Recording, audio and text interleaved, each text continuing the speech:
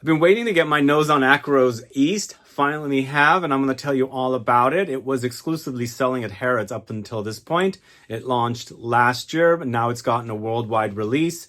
It's currently selling at Lucky Scent, and I have the link to the fragrance in the info box. It's a great release from this house. It's oud, leather, and fruitiness. It's not anything that I haven't smelled before, but it's executed really great. And I'll let you know all about it. It does come in this black bottle now, a dark colored bottle. But up until this fragrance, all the fragrances came in clear bottles like this. And also the price is more expensive than the rest of the collection. I'll give you all the info, let you know what this smells like and all that good stuff. Plus I'm going to give you some bonus things. I really enjoy the fragrances of Akro. I like them for their simplicity and the fact that you can layer fragrances from one to the other. I really enjoy layering Akro's Awake with Akro's Dark. But you can also layer some of those fragrances with East. And I'll let you know all about it coming right up.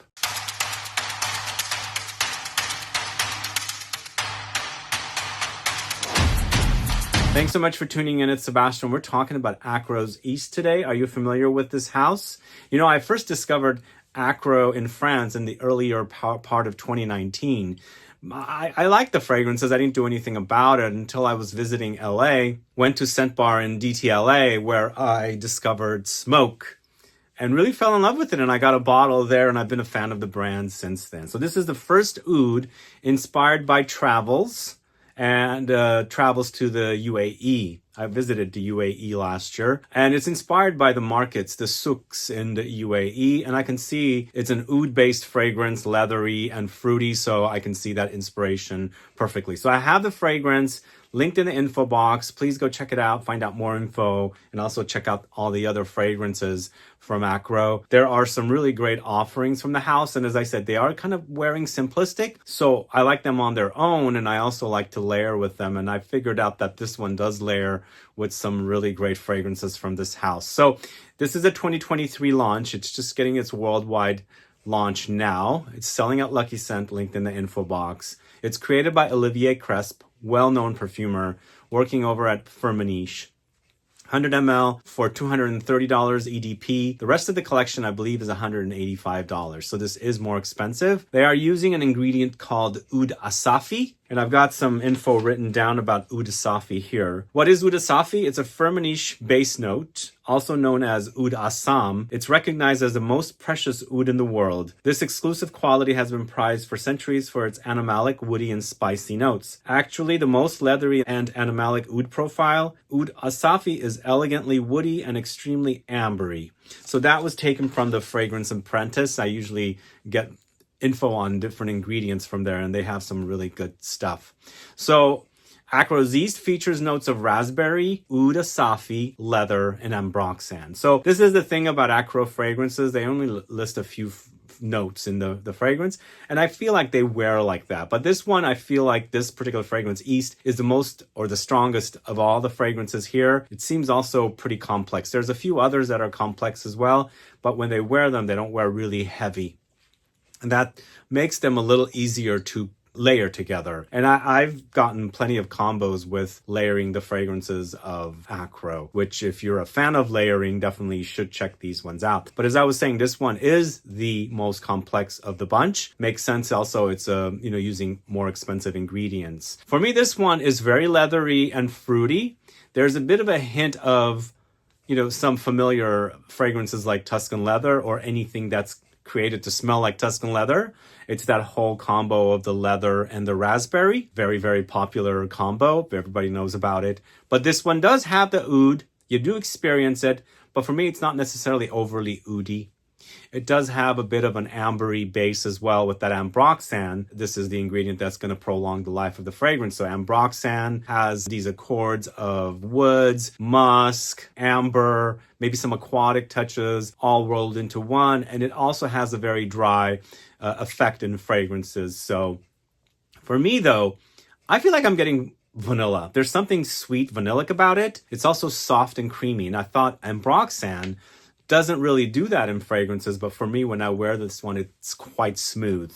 Even though it features the Ambroxan, I feel like the leather is more of a maybe perhaps a suede leather, because there's a butteriness about it. It's just very, very smooth when I wear it. And also I have the touches of vanillic things coming through. So I don't know where I'm getting those, but it does have a very cozy factor about it.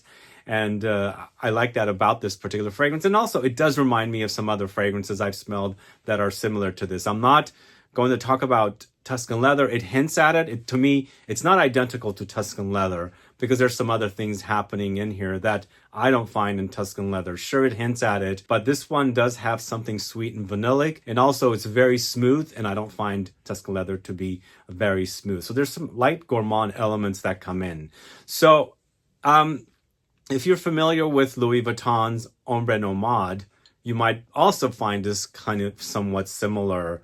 And so Ombre Nomade has some light touches of rose. And from that, I thought, why don't we layer East with Night? So Night is a very spicy fragrance. So when I first started wearing Akro, as soon as you spray it on skin, there was a little bit of an effect of cumin that comes in. Eventually, when I kept wearing this one, it went away. I wasn't experiencing the cumin. But instantly, when I first started noticing that kind of cumin effect on my skin, I thought, wow, I wonder if this layers really well with Night. Because I brought up Ombre Nomade, which is a leathery, ambery, fruity with the raspberry oud fragrance. It also has a little bit of rose. And I thought, you know what, maybe layering this with Night might amplify that cumin effect I'm getting, because Night is the sex addiction.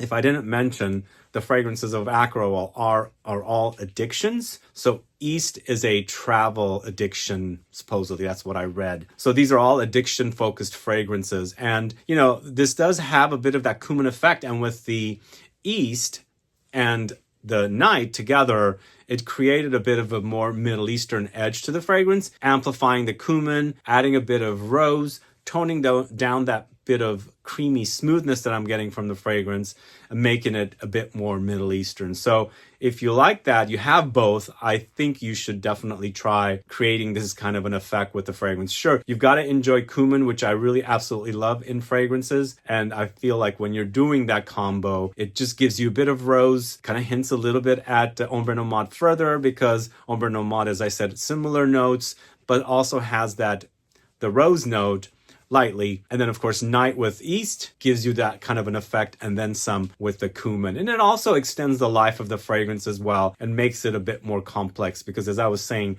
the fragrances of Akro do seem a bit simplistic when you're wearing them. And so you're intensifying the fragrance, adding notes, making it kind of a cocktail, a mixology thing with your fragrances, and coming up with something different with a fragrance or two that you might have. On its own, it's a great release, but for me, I feel like I've smelled fragrances like this a lot, so it wasn't anything original. Performs decently. It's not extremely loud. It's just closer to the skin, but has a great longevity with the fragrance. And I like the fragrance, the fact that it's smooth and a bit sweet and vanillic, along with that the fruitiness of the raspberry, and of course the leathery touches. But adding that Night, again, it did prolong the life a little further. It made it a little louder. And then of course it gave me the rose and the cumin. And I like that about it. It gave it a bit more of a Middle Eastern twist, you know? And that's what I got with layering East with Night. I've got four more layering combos I'm going to talk to you about. So when I thought I'm going to try this layering combo of East with another fragrance, I thought first I'm going to try Smoke. Because Smoke is my favorite fragrance from the House of Akro. And the two work so good together.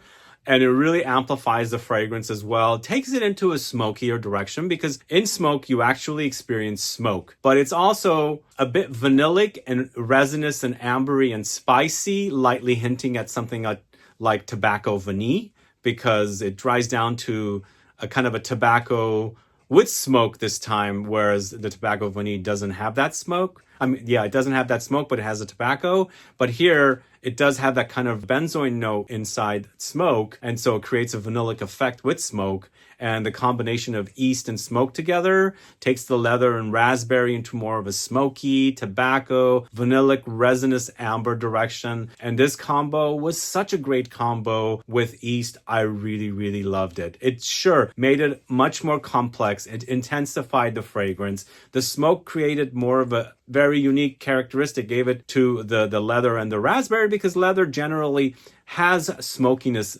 sometimes. Not necessarily in yeast, but I've had many leather fragrances, or I've experienced many leather fragrances that have smokiness. So with the whole fact that there's smoke in smoke and combining it with yeast, really, really great combo. So if you have both, I highly, highly recommend you try that particular combo. Now, another combo is ink. Ink and yeast together, making it extremely butch, really, because yeast has this kind of rubbery leather thing happening with it, greasy and oily at the same time. So it tones down the fruitiness. So the yeast has the raspberry, but makes the leather more masculine and rubbery. So along the way, it's woody, earthy, and the vetiver is prominent here. And so you've got a very interesting rubbery effect, leathery effect happening with ink. So it tones down the sweetness, the fruitiness, and makes for a very butch wear here. Very, very masculine, with the fact that it blends with the leatheriness of yeast and creates this very rubbery leather fragrance that's very woody and quite masculine. So I really like this combo. It's different, but if you're looking for something less sweet, because for me, as I said, yeast has some sweetness. Most likely it's the sweetness of the raspberry, but I'm getting something vanillic with yeast. So if you don't like that kind of a sweetness, of course, ink is going to tone it down. Then I did another combo, and this combo is really great as well. So layering yeast with dark. Wow, what a great gourmand fragrance. So raspberries are in yeast, right? And leather. Dark chocolate works really well with raspberries. So, and as I said, yeast does have some vanillic touches. I'm getting some vanillic smoothness. So putting that dark against the yeast, raspberry, and leather takes you into kind of a leathery gourmand with fruitiness. The dark chocolate and also the raspberry work so well together. And there's a bit of nuttiness in this dark chocolate fragrance as well, dark. And so the combination is great. So you've got a kind of a gourmand oud fragrance combo that's really, really yummy. You've got to try this layering duo. The raspberry and the chocolate, like I said, gives you kind of some kind of a decadent chocolate sweet treat kind of an effect with leather and things like that. So that combo is really nice. I've got one more combo for you. So last but not least, this combo worked really great as well. Layering yeast with awake. So for me, I've always layered dark and awake. The combo is so good. It's coffee, cardamom, dark chocolate, and hazelnuts. So when you're layering the yeast with awake, there's something that the cardamom does in awake that blends so smoothly that gives you this kind of a very fresh, lightly soapy spiciness of the cardamom, and it really just makes the fragrance a lot more alive or something. So the combo is super, super amazing. I really like this one. And then the addition of the coffee really does blend really great with the whole, the way the fragrance is, with the fact that I'm getting these kind of like very smooth, buttery, vanillic touches with the leather, kind of like a smooth, buttery leather and raspberry. I think this combo works great. It makes a completely brand spanking new fragrance, very unique with the combo raspberry, leather, oud, and the Ambroxan. And then, of course, you've got the cardamom and coffee in awake as well. What a great combo. But either way, the fragrance itself is great on its own. It's an oud fragrance, but more on the leather and raspberry. And then, of course, the Ambroxan. The oud is not as strong. But when you're doing these layering combinations with with yeast, I think you're going to come up with some very original ideas. I only did these 5 combos. I didn't do the others. I didn't think they would work. Perhaps I'll try them. Again, the fragrance on its own is fine, but when you have these fragrances, you can do some really great things with yeast. But either way, thanks so much for watching today's video on yeast. There's a discount code, as I said, it's in the info box. Check it out over at Lucky Scent. It's good on most fragrances. Definitely applies to Akro. You get 10% off. But let me know if you've sampled yeast from Akro. What do you think about it? Put a comment down below so I can find out. But other than that, thanks so much for watching. If you have any questions, please list below. Please like this video. Please share it. Follow me on Instagram and Facebook, and I'll be back with more videos very soon. Have a good one. Goodbye.